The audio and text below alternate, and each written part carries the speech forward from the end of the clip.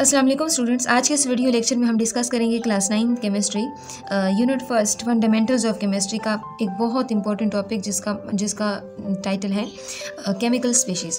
अब chemical species जो होती हैं आपके पास एटम भी हो सकते हैं, आपके पास मॉलिक्यूल भी हो सकते हैं, आपके पास आइंस भी हो सकते हैं। ये वो स्पीशीज़ होती हैं, ये वो पार्टिकल्स होते हैं जो किसी भी केमिकल रिएक्शन में हिस्सा लेते हैं। इसको हम क्या कहते हैं? केमिकल स्पीशीज़ कहते हैं। सो यहाँ पर कहते हैं आयन को समझाने से पहले मैं आपको एक टॉपिक आपको समझाऊंगी, एटम। एटम क्या है? जैसे आप पहले भी देख चुके हैं कि एटम क्या है। एक ऐसा पार्टिकल होता है किसी भी मैटर का, स्मॉलेस्ट पार्टिकल होता है, स्मॉलेस्ट फंडामेंटल पार्टिकल होता है किसी भी मैटर का।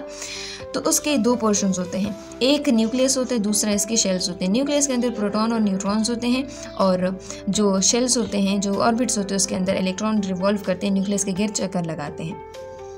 अब कहते हैं कि जो एटम है, चूँकि उसमें इलेक्ट्रॉन्स भी हैं, इसमें प्रोटॉन्स भी हैं, तो कहते हैं एटम क्या है? न्यूट्रल होता है। न्यूट्रल का मतलब उसके ऊपर किसी किस्म का चार्ज नहीं होता, ना तो इसके ऊपर पॉजिटिव चार्ज है, ना तो इसके ऊपर नेगेटिव चार्ज है। तो एटम एक न्यूट्रल पार्टिकल है। क्यों? क्योंकि उसके पास नंबर ऑफ प्रोटॉन्स और इलेक्ट्रॉन की जो तादाद है, देखिए नंबर ऑफ इलेक्ट्रॉन और प्रोटॉन जो है वो इसके पास क्या है? इक्वल है। तो इसी वजह से ये क्या है? वो न्यूट्रल है। अब यहाँ एक दूसरा सेंटेंस आपके सामने नज़र आ रहा है आपको। कहते हैं एटम कैन लूज और gain electrons and the balance between the number of protons and electron is disturbed.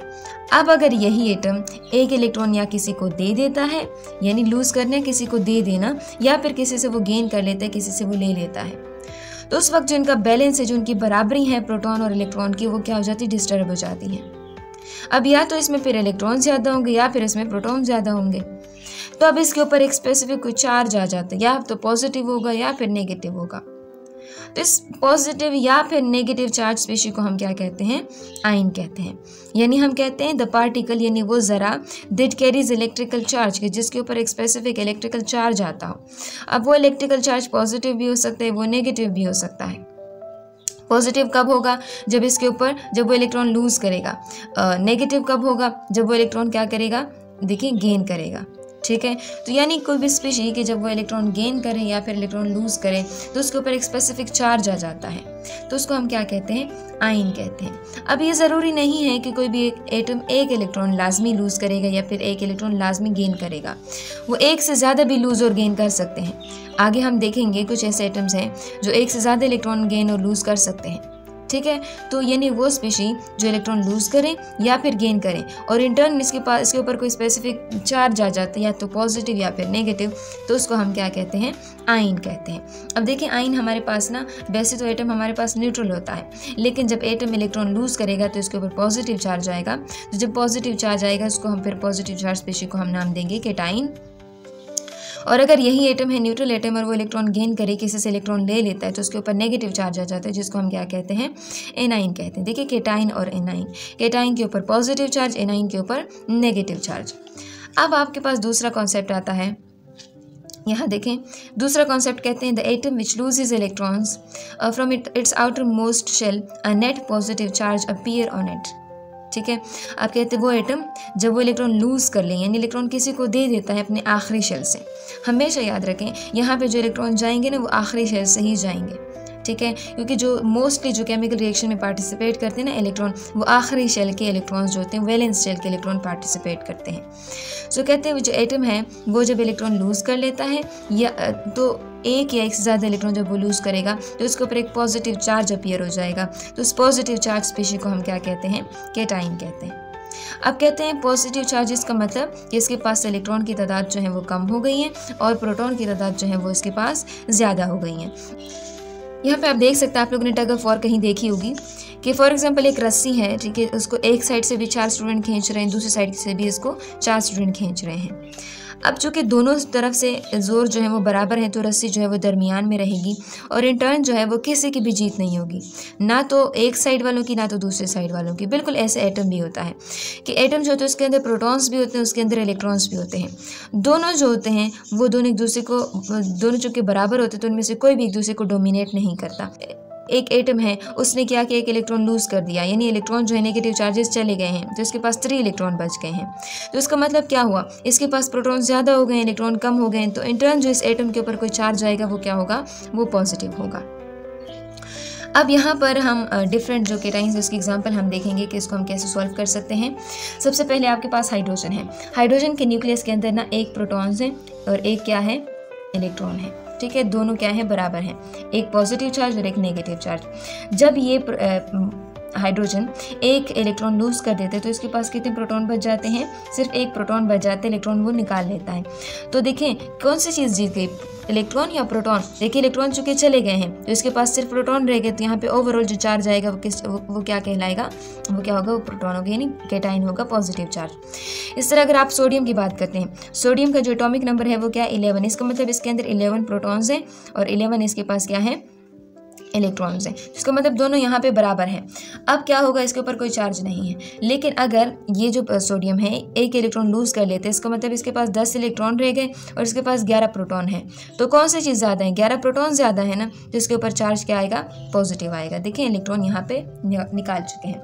इसी तरह मैग्नीशियम का आप देखें तो ये देखें इसके अंदर इसके पास 12 इलेक्ट्रॉन्स हैं और 12 इसके पास क्या है, प्रोटॉन्स हैं। लेकिन जब ये 2 इलेक्ट्रॉन लूज कर देता है तो उसके ऊपर डबल पॉजिटिव चार्ज आ जाते हैं। क्यों, क्योंकि इसके पास 2 इलेक्ट्रॉन की कमी आ चुकी है, तो 2 प्रोटॉन इसके पास ज़्यादा हो गए। इसका मतलब इसके पास 10 इलेक्ट्रॉन है और 12 इसके पास क्या है, प्रोटॉन्स हैं। सो देखिए यहाँ पर जो सी चीज़ ज़्यादा होती है वही चीज़ तो शो होती है, डोमिनेट वही करती है ना, तो इसी वजह से इसके ऊपर +2 चार्ज आएगा। इस +2 का मतलब इसके पास 2 इलेक्ट्रॉन की क्या हो गई है, कमी वाक़या हुई है। सो हमने क्या देखा कि वो कोई एटम जब वो इलेक्ट्रॉन लूज कर देता है, किसी को दे देता है, तो उसके पास इलेक्ट्रॉन कम हो जाते हैं और प्रोटॉन्स जो होते हैं उसके पास ज़्यादा हो जाते हैं।